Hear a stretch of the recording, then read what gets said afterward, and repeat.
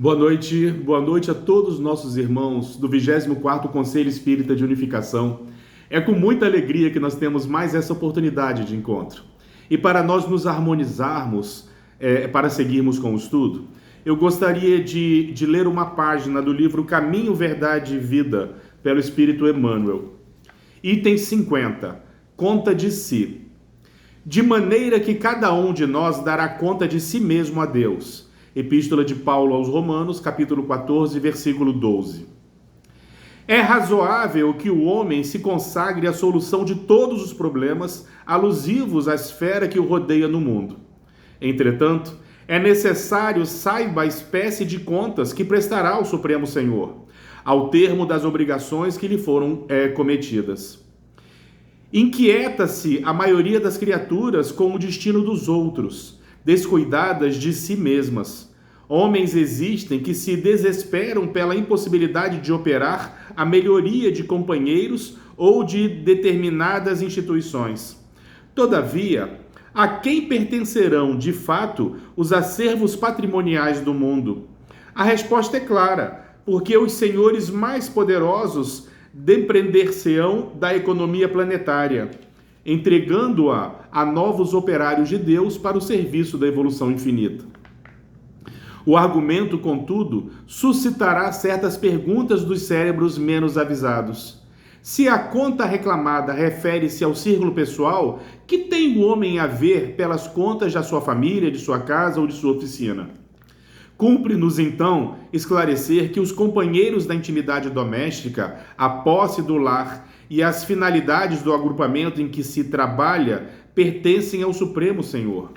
Mas o homem, na conta que lhe é própria, é obrigado a revelar sua linha de conduta para com a família, com a casa em que se asila, com a fonte de suas atividades comuns. Naturalmente, ninguém responderá pelos outros. Todavia, cada espírito, relacionando o esforço que lhe compete, será compelido a esclarecer a sua qualidade de ação nos menores departamentos da realização terrestre, onde foi chamado a viver.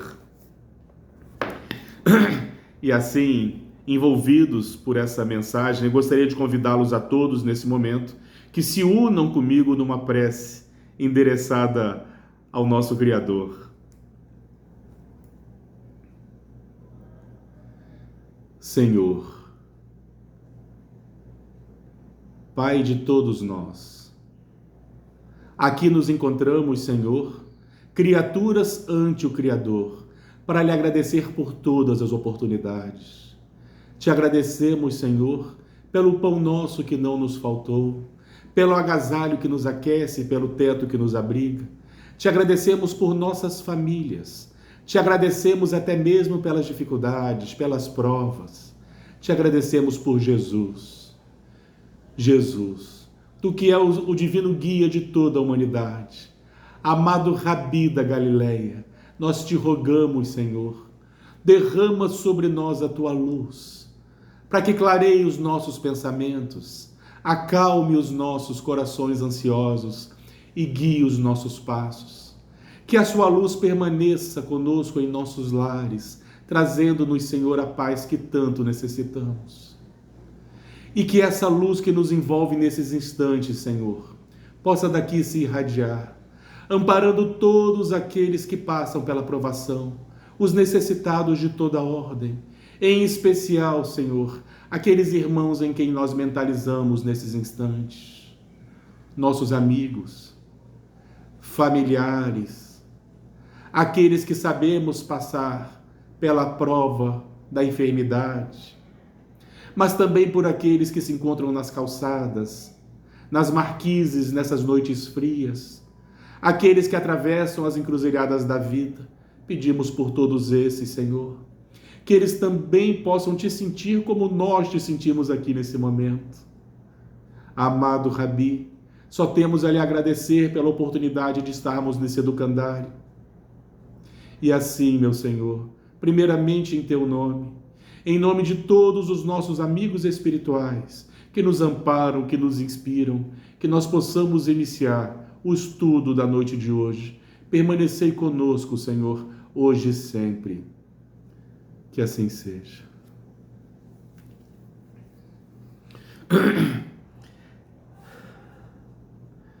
E assim, meus irmãos, vamos iniciar o nosso estudo e eu gostaria de iniciar agradecendo.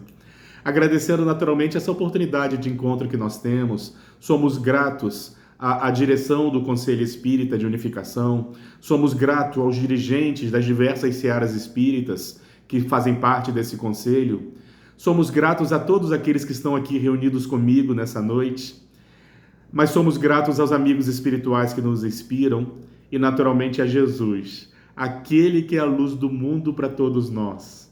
É exatamente pensando nele que nós iniciamos esse nosso encontro. Nós não conseguimos conceber a mensagem espírita distante da mensagem dos evangelhos. E sempre selecionamos uma passagem nos evangelhos para que nós possamos nortear o nosso estudo.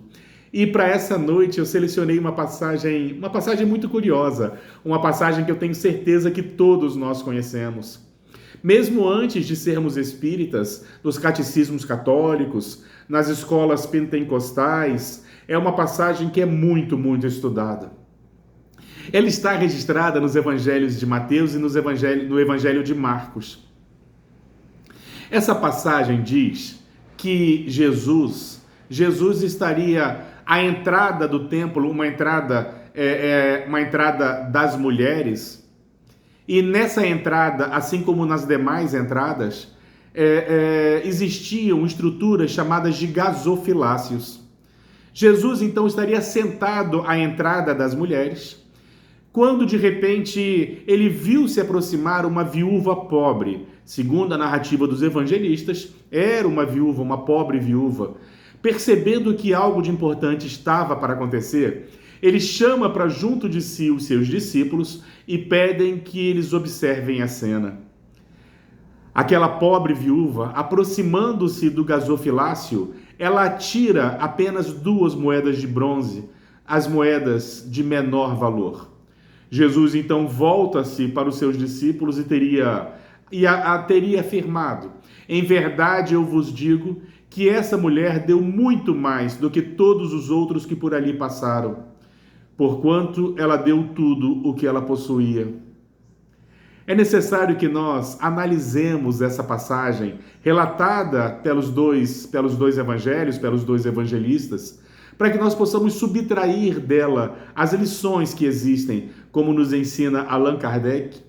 Toda vez que nós nos deparamos com uma passagem, com uma parábola, é necessário que nós as analisemos utilizando as lentes que a mensagem espírita nos oferece, utilizando uma interpretação à luz da mensagem espírita. E vamos tentar fazer isso com essa passagem. Ora, o evangelista Marcos, ele começa exatamente com essa narrativa, dizendo que Jesus estaria sentado à entrada das mulheres e ali existiam os chamados gasofiláceos. O que eram os gasofiláceos? Os gasofiláceos, ao tempo de Jesus, eram estruturas metálicas em formato de chifre de carneiro ou em formato de trombeta. Essas estruturas, elas eram utilizadas exatamente para que as pessoas pudessem depositar ofertas ao templo.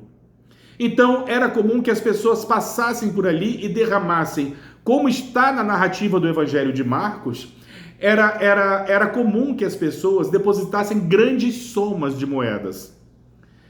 Exatamente porque isso era importante para aquelas pessoas. Aquelas pessoas queriam parecer tementes a Deus. E elas sabiam que fazendo grandes ofertas, elas exatamente passariam aquela imagem que eles almejavam. Imagem de pessoa verdadeiramente fiel, dedicada, uma pessoa verdadeiramente temente a Deus. Isso era muito importante para aquelas pessoas. Os gasofiláceos, então, eles eram estruturas de metal ao tempo de Jesus. E tinha um motivo muito especial para que fossem de metal. É porque as moedas, em contato com o metal, elas produziam um som. Aquilo que nós chamaríamos hoje de tilintar. As moedas tilintavam ao entrar em contato com o gasofilácio, ao entrar em contato com o metal. Assim, as pessoas no entorno podiam saber quantas moedas foram atiradas. E Jesus, ele narra, e o evangelista narra exatamente, que Jesus, vendo se aproximar uma viúva pobre, e aqui eu tenho que abrir mais um parênteses, naquela sociedade não existia nada, nenhuma lei que amparasse a viuvez. Então era natural que viúvas fossem realmente muito pobres.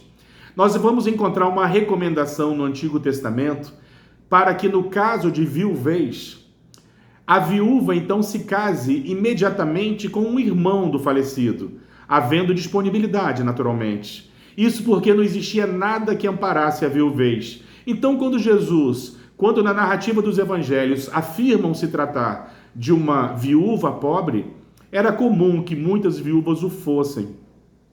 E essa mulher, mesmo sendo pobre, ela atira no gasofilácio apenas 2 moedas. Segundo o evangelista Marcos, 2 moedas de cobre eram as moedas de menor valor.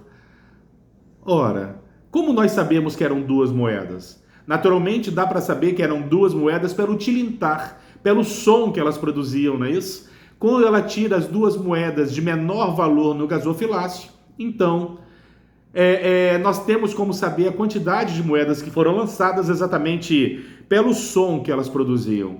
Ao tempo de Jesus existiam diversas moedas que circulavam por ali. Existiam os denários, existiam os dracmas, mas a moeda de menor valor se chamava quadrantes. Eram moedas de bronze, exatamente como na narrativa do Evangelho de Marcos. Então é possível que fossem quadrantes. Ela tira 2 quadrantes, 2 moedas de bronze, 2 moedas de menor valor, e aqui em nível de curiosidade, na nossa moeda, o real, as moedas de menor valor também são enriquecidas no bronze. Existiam moedas de ouro, existiam moedas de prata, mas como nos dias de hoje, a moeda de menor valor, ela era de bronze. Aquela mulher atira. Jesus, percebendo a grandiosa lição, ele havia chamado os seus discípulos para que eles observassem a cena. Mas o mais curioso é exatamente o que Jesus fala. Jesus vai dizer para os seus discípulos que, em verdade, aquela mulher deu mais do que todos os outros que estavam ali. Mas não é possível. Existe algo de errado nessa observação de Jesus. Porque o evangelista, ele começa dizendo que nos gasofilácios as pessoas depositavam grandes somas de moedas. Era natural que algumas pessoas até cambiassem moedas de maior valor por moedas de menor valor, exatamente para que pudessem atirar muitas moedas. Na narrativa do evangelista Marcos, as pessoas derramavam nos gasofilácios grandes somas de moedas, e aquela mulher atira apenas 2. Não precisamos ser formados em matemática ou engenheiros para entendermos, ou em economia, para entendermos que grandes somas de moedas valem mais do que apenas 2. E segundo a narrativa dos evangelhos, 2 moedas de menor valor, porque 2 devem valer menos que grandes somas. Então, do que Jesus estava falando? Se aquela mulher, ao atirar 2 moedas, ela deu mais do que os outros, existe nessa sentença um problema matemático sério. Entretanto, Jesus ele termina a sua sentença dizendo: porquanto ela deu tudo o que ela possuía. Aquela mulher, então, ela teria dado mais do que todos os outros que passaram por ali, porque ela deu tudo o que ela possuía. Então nós começamos a compreender essa passagem. Jesus não estava se referindo às moedas. Era Jesus quem estava ali, a luz do mundo para todos nós, um espírito puro, governador espiritual do nosso orbe, nos afirmam os espíritos. Ele não estava se referindo às moedas.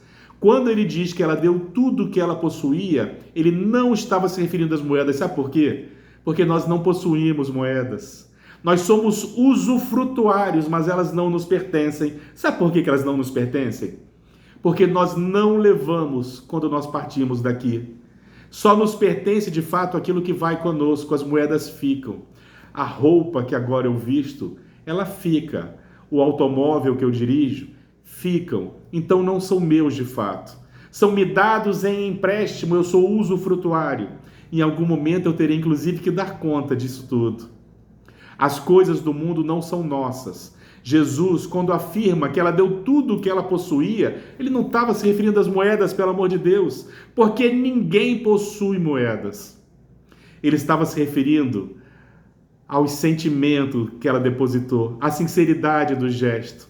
Ela não se preocupou nem com o constrangimento de atirar apenas 2 moedas de menor valor. O sentimento que ela depositou no gasofilácio era disso que Jesus estava falando, e foi maior do que todos os outros, porque nós não possuímos coisas. Nem os títulos que nós ostentamos no mundo nós não possuímos.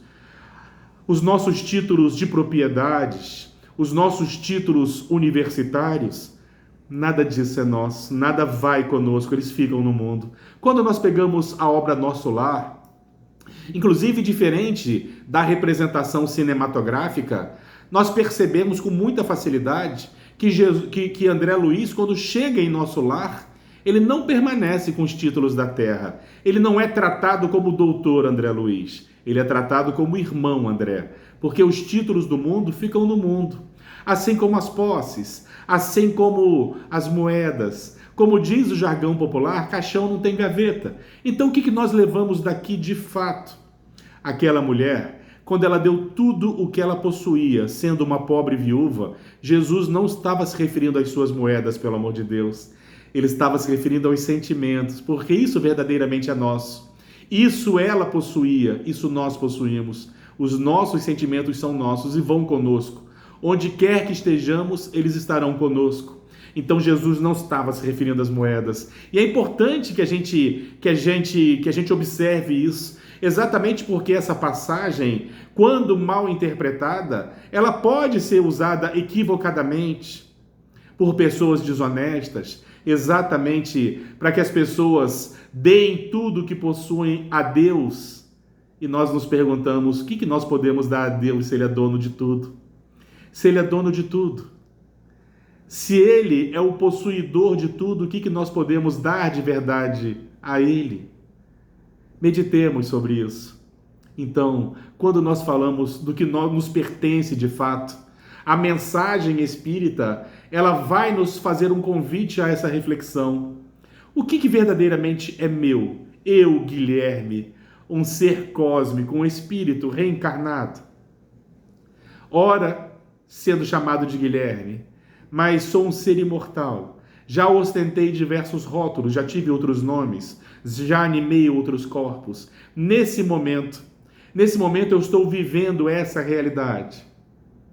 E a pergunta que eu faço, que a mensagem espírita nos faz, nos convida para meditarmos é exatamente essa. O que de fato é nosso no mundo? Nós não levamos aqui as coisas. Nós não levamos aquilo que nós não levamos daqui, aquilo que nós julgamos nos pertencer. Porque essas coisas de fato não nos pertencem. Tem pessoas que se acham donas de patrimônios, se acham donas de coisas. Tem pessoas que acham que são donas até de pessoas. Mas a verdade é que nada disso nos pertence. E quando nós despertamos para a verdadeira vida, quando nós chegamos do lado de lá, só fica conosco aquilo que de fato é nosso. E o que de fato é nosso? O que vai conosco então? Numa reflexão demorada sobre esse assunto, eu percebi que tudo aquilo que nós julgamos possuir, mas que está daqui para fora, não vai conosco. Mas tudo aquilo que nós acumulamos daqui para dentro, isso vai conosco. Os amigos, a cultura, os sentimentos, tudo isso vai conosco, tudo isso é nosso de fato, é verdadeiramente nosso. Onde quer que nós estejamos, nós temos isso conosco. E é importante nós aprendermos a entender isso para que nós possamos reavaliar nossos valores no mundo. Porque o mundo nos ensina que os vencedores do mundo são aqueles que mais acumulam, são aqueles que mais possuem, quando na realidade nada de fato nós possuímos. Tem pessoas que se desgastam uma vida inteira para acumular cada vez mais, para receber o título de vencedora do mundo. Entretanto, ao final dessa vida, ela chegará do lado de lá, tão desnuda quanto entrou, porque nós não levamos os tesouros da terra. Os tesouros da terra ficam na terra. E a mensagem espírita ela é libertadora, porque ela nos convida a essas reflexões do que verdadeiramente nos importa. É óbvio que nós não podemos viver no mundo sem as coisas do mundo, Como nós encontramos no Evangelho de Mateus, nem só de pão viverá o homem, falava exatamente disso. Nós não podemos esquecer que nós temos que alimentar o corpo com as necessidades do mundo, com a roupa, com os alimentos, com os abrigos. Mas é necessário nós lembrarmos que nós somos seres espirituais. É necessário que nós nos alimentemos do pão do mundo, busquemos ganhar o pão do mundo, mas é necessário também que a gente entenda que somos mais do que isso. Nem só de pão viverá o homem, está falando exatamente que nós não podemos viver apenas para as coisas da matéria, para as coisas do mundo. É necessário que nós, em algum momento, cuidemos do ser espiritual que nós somos, cuidemos da nossa mente, não apenas do nosso corpo, mas também tendo uma mente saudável, alimentemos a nossa mente com coisas saudáveis e alimentemos o nosso espírito. Mas o que alimenta o nosso espírito? O nosso espírito é alimentado dos bons sentimentos, da caridade. Isso nos nutre espiritualmente. A nossa mente é alimentada das boas conversas, dos bons filmes, das boas leituras, daqueles momentos gostosos com os amigos. Tudo isso alimenta nossas mentes, tornando-as mais saudáveis. O nosso corpo ele é nutrido pelos carboidratos, pelas proteínas, pelos lipídios nos alimentos, pelas gorduras saudáveis. É necessário que nós nos alimentemos no todo, em todos os sentidos. E saibamos exatamente atribuir valores nessa vida. Porque tem coisas que nós atribuímos muito valor e elas de fato não têm. E a mensagem espírita ela vem nos auxiliar a fazermos essa reflexão do que verdadeiramente importa, de onde viemos, para onde vamos e quem nós somos de fato. A mensagem espírita ela nos auxilia nessa interpretação dos valores da vida. E o tema que nos foi proposto foi valores espirituais, paz, tolerância e fraternidade. Os desafios do mundo atual e a visão espírita. Paz, tolerância e fraternidade. Nós estamos vivendo um momento em que esses valores eles são muito deturpados. Quando nós falamos de paz, a paz que o mundo nos traz é uma paz transitória que normalmente nos distancia da verdadeira paz. É curioso, porque num determinado momento, estando Jesus com seus discípulos, na narrativa de João, ele teria dito algo mais ou menos assim: a minha paz eu vos deixo, a minha paz eu vos dou, não vou-la dou como o mundo a dá, não se turbe o vosso coração. Percebemos? Jesus estava nos falando, estava nos dizendo, estava nos instruindo que a paz que ele trouxe é diferente da paz do mundo. Porque a paz do mundo normalmente é apenas o silêncio que se dá entre duas guerras. A paz do mundo, na interpretação que o mundo nos oferece, quando nós falamos de paz, a gente imagina uma pessoa numa praia entre dois coqueiros, balangando numa rede, bebendo água de coco. Essa é a ideia de paz que o mundo nos oferece, mas não é verdade. A paz é algo muito mais significativo e muito mais profundo. Existem pessoas que estão no meio de guerras e sentem paz. Existem pessoas que estão em praias paradisíacas e conseguem encontrar guerra, conflitos, desarmonia, porque a paz não depende de nada disso. A paz é uma construção interior da criatura. Se nós fôssemos entrevistar cada indivíduo sobre o conceito de paz, ou o que traria a paz naquele momento, cada um de nós traria uma informação diferente. Para algumas pessoas, a paz estaria na fortuna amealhada. Para outras pessoas, a paz estaria no repasto opulento, na reunião com os amigos, no poder, na glória. Mas essa é a paz do mundo. A paz do Cristo, como ele mesmo nos diz, é uma paz diferente. É uma construção para dentro. E muitas vezes a criatura se distancia da verdadeira paz na ambição de procurar a paz do mundo. É curioso, porque quanto mais você procura a paz do mundo, mais você se distancia dela, da verdadeira paz. Que os amigos espirituais vão nos ajudar a entender que a paz é um sentimento que nos invade, que nos faz verdadeiramente bem, que nos faz ter harmonia e tranquilidade. E esse sentimento, essa paz, nós encontramos na sensação do dever cumprido. Quando nós servimos, quando nós verdadeiramente somos capazes de vibrar nas sintonias da caridade, na caridade verdadeira, no amor. É dessa paz que nós estamos falando, do sentimento do dever cumprido, que nos invade invariavelmente quando nós temos certeza que fizemos uma coisa boa. Quem já não sentiu isso? Quando nós nos dispomos a servir, a instruir, quando nós nos dispomos a crescer em coletividade. Nós somos invadidos verdadeiramente desse sentimento. Quem nunca sentiu? É a paz do Cristo.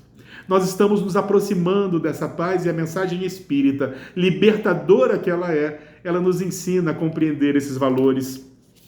O segundo ponto é o ponto da tolerância, não é isso? Gente, o que é a tolerância? Toleremo-nos, sejamos compreensivos nas dificuldades, nas interpretações que o outro tem. Nós temos que aprender a deixar o outro ser o outro. A realidade que ele vive sendo diferente da minha, nós temos que respeitá-la. Nós temos que compreendê-la e aceitá-la, porque nós não temos a ambição de convencermos os outros dos nossos valores ou dos nossos pontos de vista, supondo que o nosso ponto de vista é o ponto mais certo. Exatamente na mensagem que foi lida de harmonização nesse nosso encontro, ele fala exatamente disso. Quando nós reencarnamos, nós assumimos o compromisso conosco de nós nos vencermos, de nós sermos melhores, de nós aprendermos a sermos mais tolerantes, compreensivos, menos rancorosos. O compromisso que a gente assume é conosco, pelo amor de Deus. Nós não podemos ambicionar modificar outras criaturas. Nós até colaboramos com a educação de outras criaturas, mas é através dos nossos exemplos. Ou seja, o nosso compromisso sempre é conosco. O meu compromisso é para que eu, Guilherme, eu seja menos ciumento, eu seja menos invejoso, eu seja menos ambicioso das coisas do mundo, que eu seja menos intolerante. Se o outro não o é problema dele.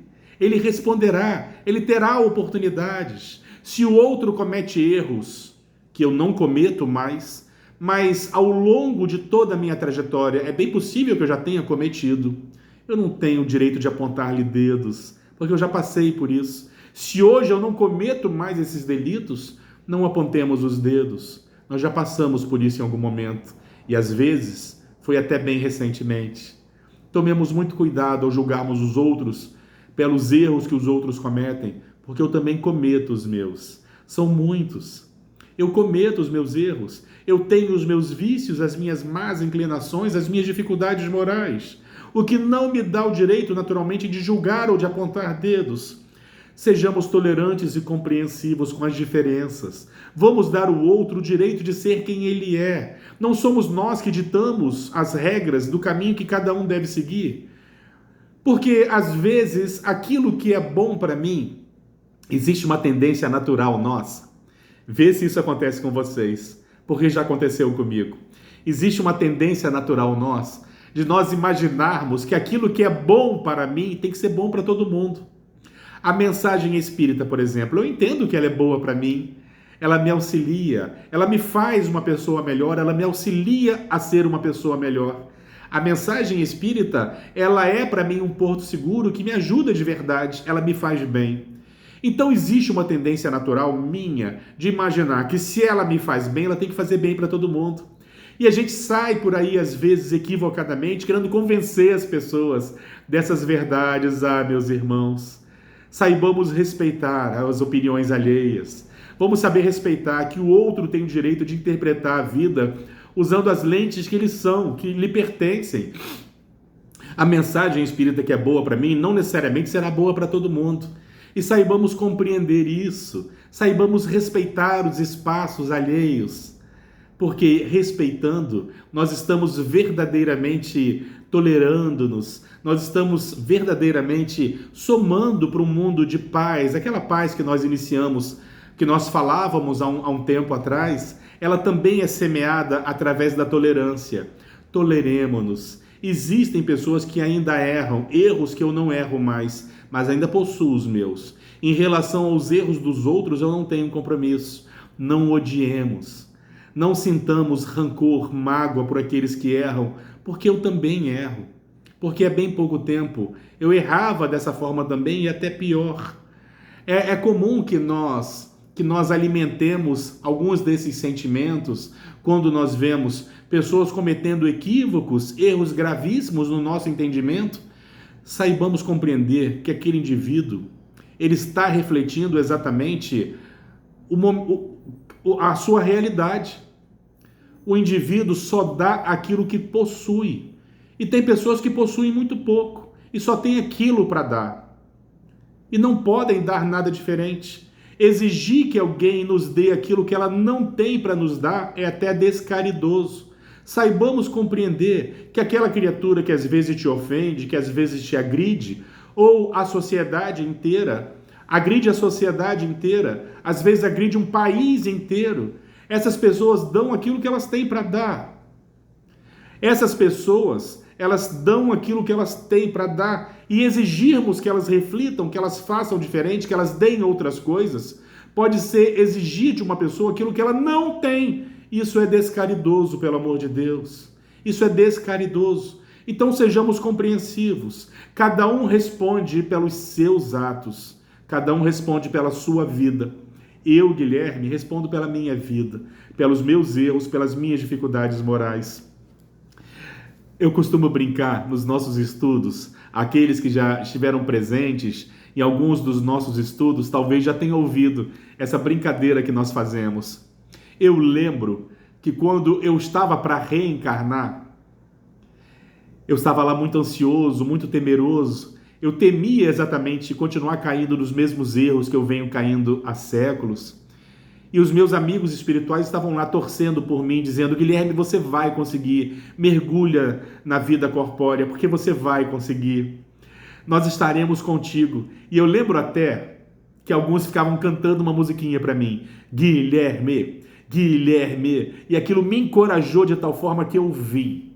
Eu vim com a proposta de ser melhor, de me modificar, de ser menos invejoso, de ser menos mesquinho, de ser menos ciumento, de ser menos rancoroso. Acontece que quando nós mergulhamos no túnel da reencarnação, mitologicamente falando, quando nós atravessamos esse túnel, existe um fenômeno extremamente importante, que é o do esquecimento. Porque uma reencarnação é exatamente um recomeço, onde nós teremos inúmeros reencontros e algumas lembranças não seriam produtivas. Então nós temos um esquecimento, não é isso? O problema é que conforme nós vamos vivendo, a gente comete equívocos. Eu esqueci então que eu vim para me modificar, para ser melhor e para me vencer. E eu começo a cometer o erro de acreditar que eu vim para mudar os outros. Percebemos? A gente não veio para mudar ninguém. A gente veio para se modificar. Os outros, que sejam como eles são ou como eles querem ser, é problema deles. Aos outros eu dou o direito de serem como são, mas a mim eu tenho que ter o compromisso de ser melhor a cada dia. Essa é a nossa realidade, que nós teimamos em esquecer. Nós até colaboramos com a mudança dos outros, mas é através dos nossos exemplos. Porque as pessoas se espelham nas nossas atitudes, principalmente os nossos tutelados, nossos filhos, aqueles mais próximos de nós colaboramos sim com a mudança desses indivíduos, mas é com as nossas atitudes, principalmente com as nossas atitudes. As palavras até convencem, mas os exemplos arrastam. Então é através dos nossos exemplos que nós verdadeiramente educamos. Nós nos educamos e colaboramos com a educação dos demais que estão à nossa volta, nossos tutelados ou não, não importa. Divaldo Pereira Franco, ele faz um comentário, um apelo, dizendo que nós espíritas, devemos tomar muito cuidado com aquilo que nós falamos ou com os exemplos que nós damos, porque o nosso comportamento muitas vezes pode ser a única página do Evangelho que algumas pessoas lerão em toda a sua vida. As pessoas observam os nossos exemplos, nós temos a obrigação, o compromisso de nos policiarmos, de vigiarmos, para que nós possamos dar o melhor dos nossos exemplos, porque isso verdadeiramente colabora com a mudança de todos. Além de colaborar com a minha própria mudança, nós colaboramos com a mudança dos demais. Nos esforcemos pelos nossos exemplos para nos vencer. É bem verdade que ainda tenho muitas dificuldades, ainda tenho muitas falhas, mas luto diariamente para vencê-las, porque a reforma íntima ela não é passiva, ela não cai do céu.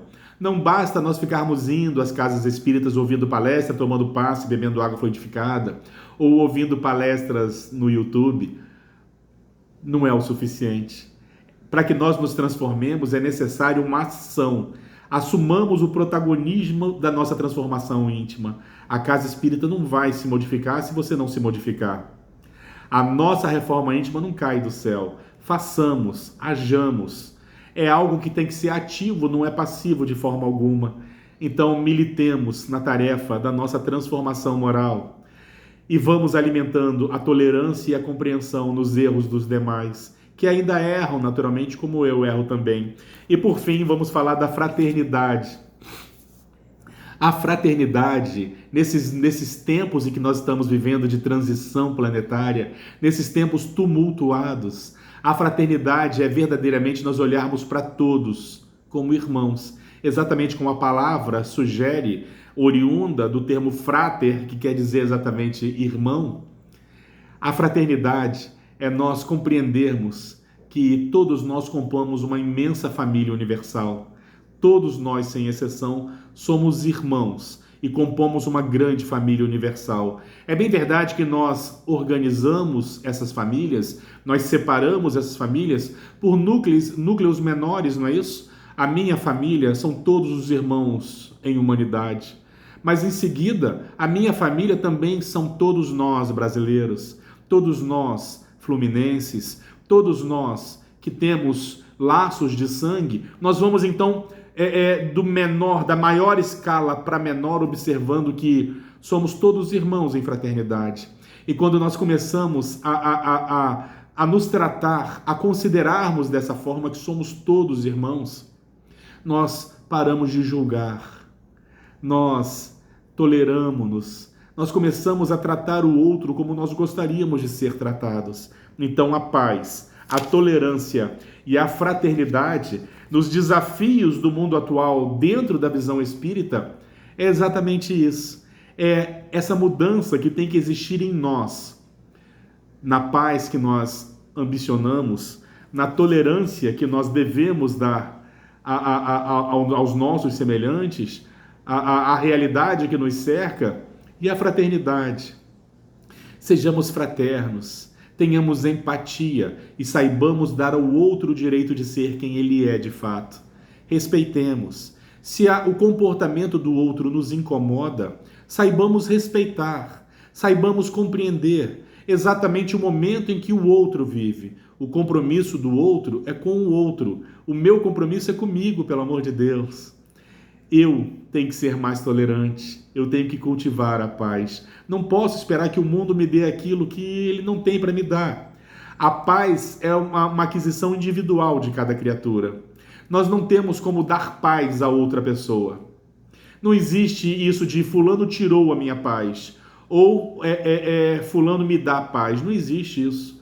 As pessoas não podem dar paz a ninguém, porque paz é uma construção interna e é individual. Não existe isso de chegar o Natal e você enrolar a paz para presente e botar embaixo de uma árvore para você presentear outra pessoa. Não existe isso. A paz é uma aquisição individual de cada criatura. Existem pessoas que conseguem encontrar a paz mesmo no meio de guerras.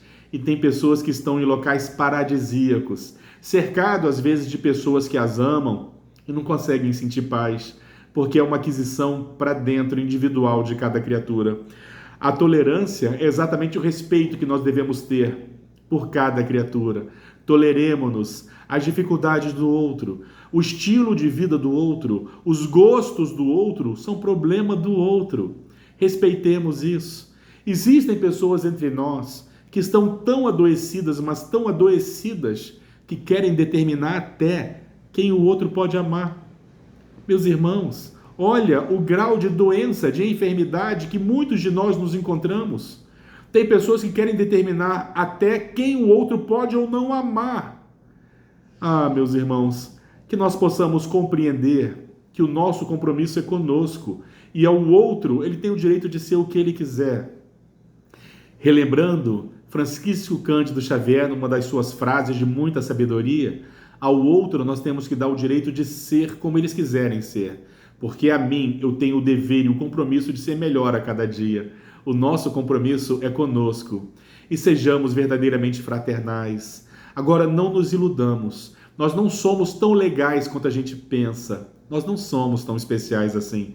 Nós temos muita coisa para vencer em nós. Nós temos muitos desafios. E eu gostaria de começar a encerrar esse nosso encontro lembrando de um mito platônico.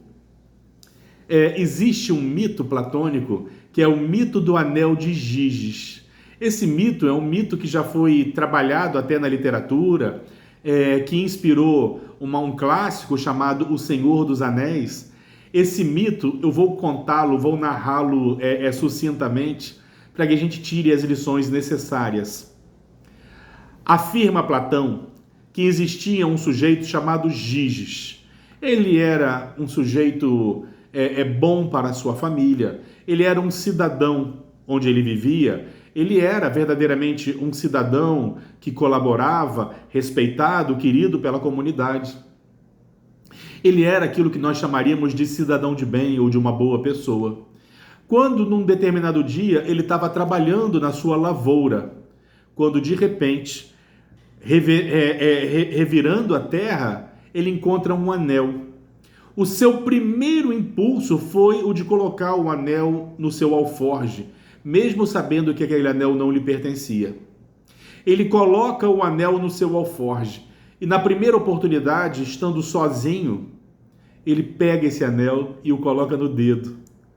Quando ele coloca esse anel no dedo, ele faz uma descoberta muito curiosa. Ele podia ficar invisível. E aquele homem, que era um cidadão de bem, que era um chefe de família, que era uma pessoa boa aos olhos do mundo, ele permite fazer coisas que ele não faria, na certeza da impunidade, na incerteza da invisibilidade. Ele começa a atender todos os seus caprichos e a fazer aquilo que ele não faria se fosse descoberto. Ele passa a violentar mulheres, ele passa a furtar das pessoas, e ao final desse mito, resumindo bastante, ele se torna rei.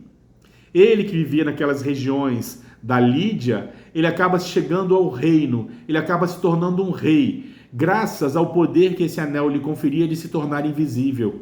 Ele furtava, ele espionava, ele agredia, ele permitiu manifestar tudo aquilo que ele estava nele, mas ele não manifestava por pressão social. Muitos de nós não erramos pelo medo de sermos pegos. Muitos de nós temos muita dificuldade. Nós ainda temos muitas dificuldades e muitas limitações que precisam ser trabalhadas. É necessário que nós façamos essa viagem para dentro de nós mesmos, para que nós sejamos capazes de responder essa pergunta. Nós somos pessoas verdadeiramente boas ou nós somos pessoas que estamos sob controle? Ou nós nos controlamos? Será que nós ainda temos o impulso de fazer o que é errado? Será que esse impulso ainda existe em nossos corações? Porque nós teremos vencido de fato a nós mesmos o momento em que nós pudermos afirmar que nós já não somos mais assim, que nós já não temos esses impulsos. Ao longo de muitos anos na jornada espírita, eu já posso dizer que eu venci algumas coisas, outras ainda não. Eu ainda sofro algumas dificuldades. Eu ainda tenho as minhas más inclinações e o conhecimento de si mesmo, ele auxilia exatamente para que nós possamos compreender isso. O mito do anel de Giges, o mito platônico, ele nos faz refletir exatamente sobre quem nós somos de fato. Giges era um personagem que ele era uma pessoa boa aos olhos do mundo, mas seu coração ainda tinha diversos sentimentos, diversas vontades, que ele só não fazia pelo medo de ser pego. Quando ele se viu na possibilidade de ser invisível, de não ter que responder pelos seus atos, ele permitiu vir à tona os sentimentos que ele tinha de fato. É uma excelente reflexão que Platão nos propõe, para que nós possamos responder essa pergunta. Nós verdadeiramente somos pessoas boas ou nós somos pessoas sob controle, um controle social? Um controle porque estamos sendo observados. E nós, espíritas, sabemos que nós somos observados o tempo todo, não é isso? É necessário que nós reflitamos. Será que já somos de fato pessoas boas? Já somos pessoas que conseguimos vencer diversas das nossas más inclinações? Ou nós ainda estamos sob controle? Controle que nós impomos a nós mesmos, um controle necessário, não é isso? Porque é importante nós nos controlarmos, é um esforço que nós fazemos diariamente. Na tarefa de vencer a nós mesmos, nós temos que nos esforçar muito. Nós temos que nos vencer. Nós, quando reencarnamos, nós não assumimos a tarefa de vencer ninguém, nem o mundo, como as pessoas dizem. Nós reencarnamos com a tarefa de vencermos-nos, de vencer a nós mesmos, as nossas más inclinações, as nossas dificuldades morais. Lembremos mais uma vez de Jesus. Tende bom ânimo. Eu sei que no mundo encontrareis aflições, principalmente nesse momento de transição planetária em que nós vivemos. Eu sei que no mundo encontrareis tribulações, dificuldades, mas tende bom ânimo. Eu venci o mundo. Quando Jesus diz que ele venceu o mundo, naturalmente que ele não está falando da sua vinda à Terra. Jesus não é um espírito privilegiado, porque não existem privilegiados entre nós. Se ele chegou ao grau de espírito puro, naturalmente ele jornadeou por caminhos semelhantes aos nossos. Ele venceu o mundo em algum momento. E ele vem nos trazer a informação de que é possível, de que é bom, que nos faz bem. Nós estamos aqui não para vencer o mundo, mas para vencer a nós mesmos. Porque quando nós nos vencemos, nós vencemos as dificuldades do mundo. Estamos aqui para progredir, meus irmãos. Somos todos nós seres cósmicos. Somos seres cósmicos. Nós não somos daqui. Nós estamos aqui. Fomos trazidos para cá e recebidos por Jesus, que é o governador espiritual do nosso planeta.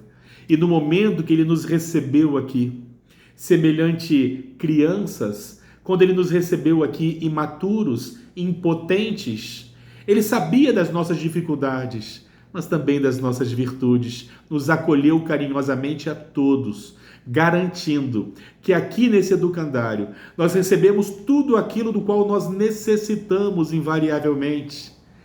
E nós temos inúmeras oportunidades nesse educandário, mas num determinado momento nós daqui partiremos, porque, como eu disse, nós não somos daqui, nós estamos aqui. Mas aqui nós conseguiremos nos vencer de tal forma que nós estenderemos as nossas asas, alçando novos voos, nos libertando de nós mesmos. Essas algemas, esses grilhões pesados que nós carregamos, são criações nossas. É o nosso egoísmo, é a nossa vaidade. São essas algemas pesadas que nos mantêm presos aqui.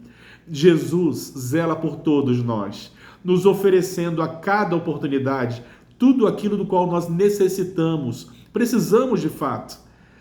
Todos nós recebemos, mas vencermos-nos é tarefa nossa. A paz é uma tarefa nossa, a tolerância é uma tarefa nossa e a fraternidade é uma tarefa nossa. Não depende de mais ninguém a não ser de nós mesmos. Nesses momentos difíceis de transição planetária, é tarefa nossa. A paz, a compreensão, a tolerância, a fraternidade é tarefa nossa. Ninguém pode dar isso para ninguém. Nós temos que conquistar isso em nós. É uma conquista para dentro. Não é de fora para dentro. O mundo não nos dá isso.